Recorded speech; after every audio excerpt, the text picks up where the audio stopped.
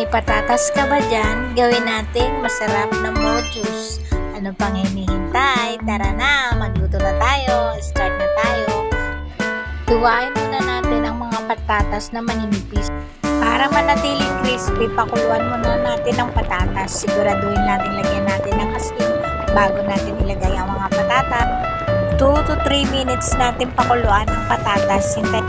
Pag okay na, hanguin natin at ilagay natin sa salaan ang ating mga patatas at hintayin natin lumamig ng kaunti. Pag okay na, ihanda na natin ang gagamitin natin pang-coating sa ating mojus. Ipag-mix lang natin ang cornstarch at crispy fry para mailagay na natin ang ating ginawang mga patatas. Ihanda ang itlog para ilagay na natin ang mga patatas natin. Raduhin lang na lubog natin ang mga patatas para mabalot natin mamaya ng crispy fry at cornstarch ang ating patatas. Pag nailubog na natin ang lahat ng patatas, kuhain na natin ang i-mix natin sa patatas na coating. Siguraduhin lang natin na cover natin ang mga patatas para maging crispy ito pag pinirito.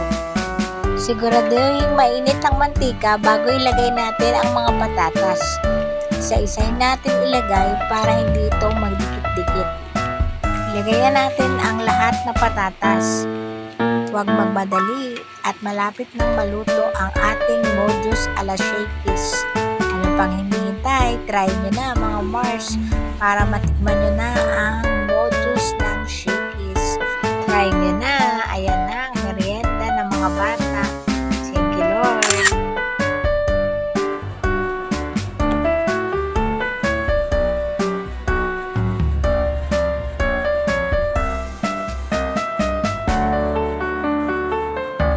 Wow!